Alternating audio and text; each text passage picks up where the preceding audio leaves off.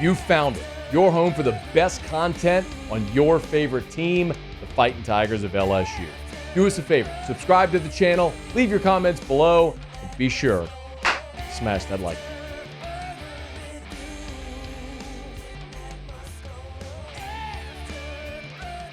So the spring transfer portal window closed on Sunday.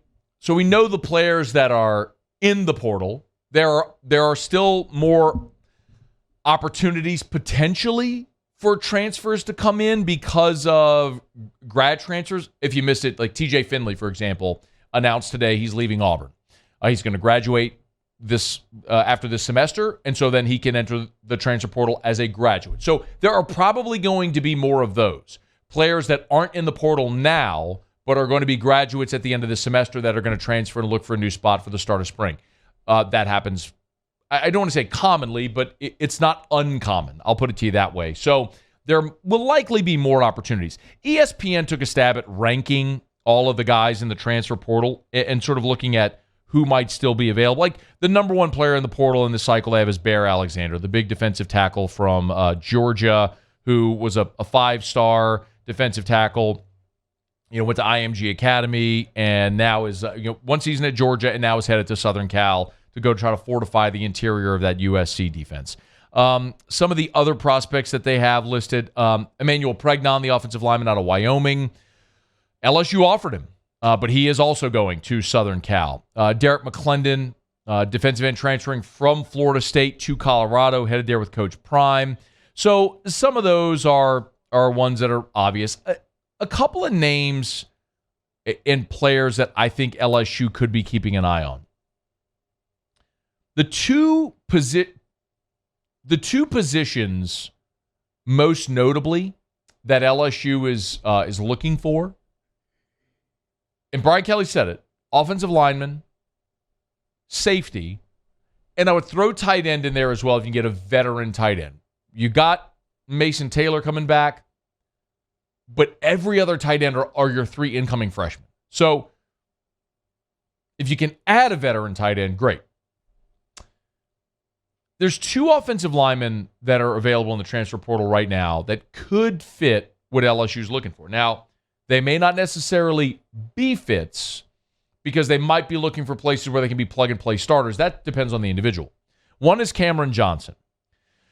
Cameron Johnson is a sophomore offensive lineman from the University of Houston. 6'4", 305, redshirted in 2020, then played in 13 games during 2021 as a backup guard, and then was a starter this past year at left guard. So he could play on the interior of the offensive line and did not allow a sack in his 11 games played this past season.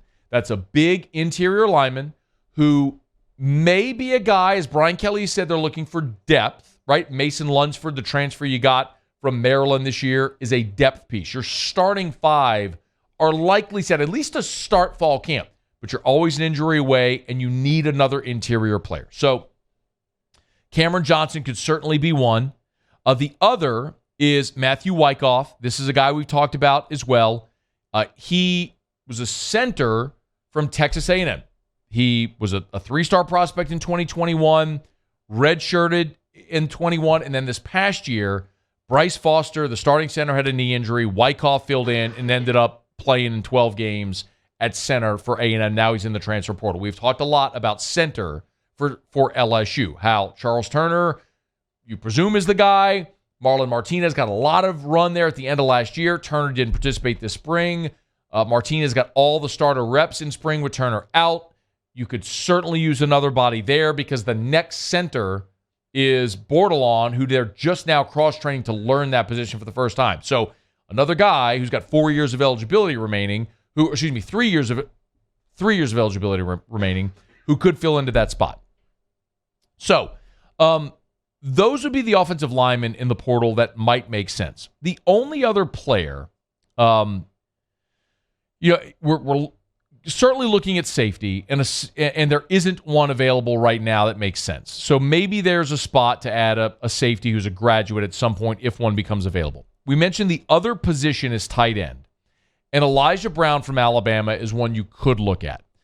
He was a four-star prospect. Look, He's out of Dayton, Ohio. So you're talking about a 6'5", 250-pound tight end. So he is more your traditional built tight end who signed in 2022, redshirted this year at Alabama. So he's got 4 years of eligibility remaining, and at least he is a year older than the freshman that you're bringing in. I'm not saying that makes perfect sense, because ideally you'd bring in a guy on the other end of the spectrum, maybe a guy who's got 1 year of eligibility remaining, could come in, be a plug-and-play guy, and boom. But Brian Kelly said they want to build through the high school recruiting class, and you've seen the difference in the portal this year. It's not been guys that are one-and-dones. Last year, it was Jar Bernard Converse, Joe Fouché, a lot of one-and-done guys in the portal. This year, it's been more guys with multiple years of eligibility. Deuce Chestnut, J.K. Johnson. Certainly, you could look at Zy Alexander, who could leave after this year. Some of them might, but they've been more selective in the portal, bringing in guys that have multiple years of eligibility after this one. That would make sense with Elijah Brown, but you have an immediate need at tight end at this point. You're not building depth. You're looking for an impact player, and I don't know if a guy who redshirted this past year would make sense. So a couple of names to keep an eye on, but mostly with respect to the portal as we move through May and into June, as they get toward when they begin their June workouts and conditioning. The thing that we're going to watch from LSU's perspective is, do you see a veteran tight end, a safety, jump in the portal as a graduate, maybe like with 1 or 2 years remaining, who can be a plug-and-play guy immediately at those positions? The one other thing I'll tell you that was interesting was when you look at the rankings, so ESPN ranked all the guys in the portal. Tyler Buckner, who just transferred from Notre Dame to Alabama, they rank him 24th. The 24th best transfer prospect.